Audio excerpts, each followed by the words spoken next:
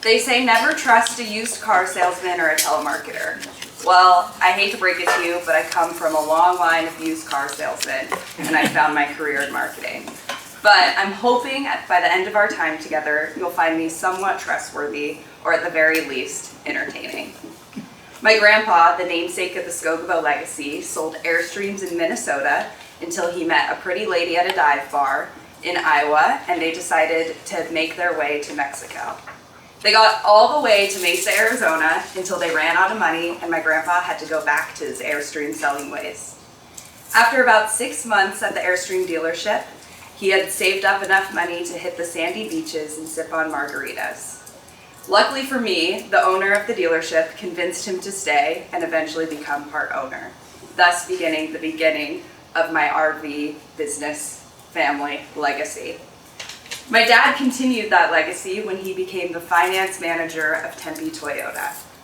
One fateful day in the 90s, a pretty ASU student walked in to buy a car, and 6 months later, they were engaged. 30 years later, they're parents to 4 kids who really like hanging out together. My dad runs the family RV business, and my mom runs her interior design business. So, that brings me back to what we're actually here to talk about today, me. Let's talk about how what I've told you so far applies to me and why it's important. Number 1, my love for a crusty dive bar is actually a celebration of my grandparents' love and legacy. 2, my family is tight-knit and core to who I am. And 3, the only reason I haven't found love is because I'm not selling vehicles. So Tatum, why aren't you selling vehicles? I'm so glad you asked. Let's hop into it. When I was 14, I started working at a coffee shop and wedding venue where the owners lived upstairs and quickly became a third set of my grandparents. Here I discovered my love for food and hospitality and creating spaces of community. My first Toastmasters experience was actually in high school, where I was president of the marketing club and competed in food marketing for DECA. Also in high school, I was heavily involved with my church's youth group, and that's when I decided Tatum Elizabeth Skogebo, was going to become a pastor. I know, big switch. Most people spend their senior year of high school convincing their parents why their art degree is a good idea and partying. My Little Mermaid, but Daddy, I love him moment sounded a little bit more like, but Daddy, I want to be a youth pastor and get married at 20 years old and live in your basement forever. Or at least that's how it sounded to my parents.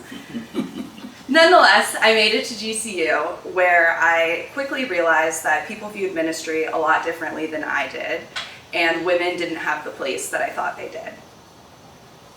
We can get into my religious deconstruction to reconstruction another day, but I'll just say I switched my major to graphic design and advertising.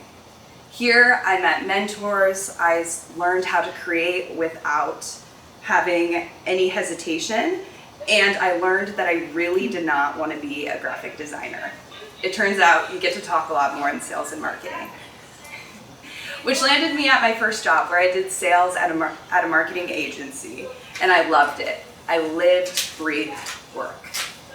So you're probably wondering, Tatum, you love to talk, you say you love to talk, what are you doing in Toastmasters? Well, the story continues. At my first job, after a year of loving and breathing and living work, I was pulled into a room and told that my name was tied to company gossip and I was being let go. I had recently had a coworker friendship breakup, but this completely broke my heart. I didn't understand why people who I had invested so much time into didn't let me know if I was doing something wrong. I lost a bit of my spark that day. What made me special was me. Was being me bad? Could I trust anything I do? I quickly jumped into a real estate job where I was so bored I counted down the minutes of every single day in my cubicle. I itched for the agency life and quickly jumped back into it. At this new agency job, I was there for about 5 months, where they lost 3 of their biggest clients and laid off half the company, including brand new me. Luckily for me, right after I landed my job at the James Agency, where I'm an account manager now, and I get to work with really cool clients. But even for me, a gritty gal like myself, that's a lot of hits in a row. I started to notice that I had a shaky voice on client calls. I wasn't speaking up when I saw something that I didn't agree with, and I was moving way too fast. So that's why I'm here today. I've wrestled with my shortcomings, found community in and outside of work, and let my sparkling personality come through. But man, oh man, it'd be nice to go through a Zoom call without my fear of being misunderstood seep through. So you've made it to the end, and like I promised, you may not trust me, but I think you were entertained and have a deeper understanding into who I am, and that I might just be more than a girl with a marketing degree and generational pressure to sell RVs. I'm here to grow, I'm here to learn, to start using my voice, and maybe, just maybe, stop spiraling after every Zoom call. Because if I can master public speaking, maybe I can find love without having to offer a 0% APR financing. Thank you.